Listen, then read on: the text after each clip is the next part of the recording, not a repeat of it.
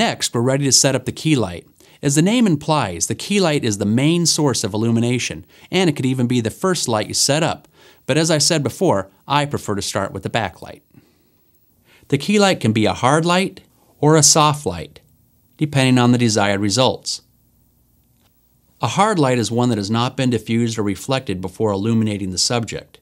On subjects lit by a hard light, shadows are sharp-edged and more noticeable than with a soft light. Modern interviews and headshots are rarely lit with a direct hard light anymore. The shadows are just too intense and the effect looks somewhat old-fashioned. Most interviews these days are lit with a soft light that can look more flattering, and they're almost foolproof to set up. A soft light appears to wrap around the face and produces softer shadows. There are many kinds of soft lights you can buy, including diffusion panels, umbrellas, softboxes, banks of fluorescent tubes, and now even LED light panels. I think the easiest and the most cost-effective light to use is a regular collapsible softbox from Chimera, Lowell, or Photoflex. They come in a wide variety of sizes, so you might want to have a couple of them in your light kit. The model I prefer for interviews is the small Photoflex Silverdome. It's rugged, portable, inexpensive, and very easy to use. The 16 by 22 inch size is just right for a single person interview or headshot. Here are the components you'll need for the key light. A Photoflex swivel mount so the light can be aimed at just the right angle. The Photoflex speed ring. The Lowell Total Light with a 500 or 750 watt bulb. The Photoflex Silverdome softbox itself. And finally, a 40-degree nylon fabric grid for the front of the softbox, also available from Photoflex. The grid, which is sometimes called an egg crate, is a mandatory accessory for any softbox, and you really shouldn't try to light an interview without it.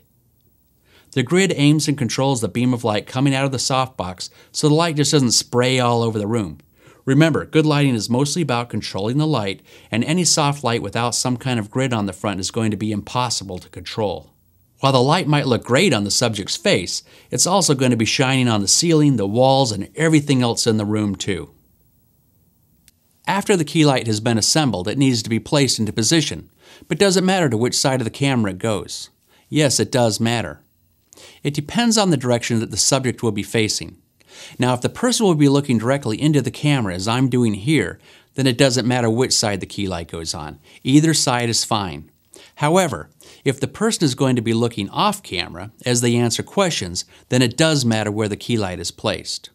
Except for some rare exceptions, standard interview lighting requires that the key light should be positioned on the same side of the camera that the subject will be facing.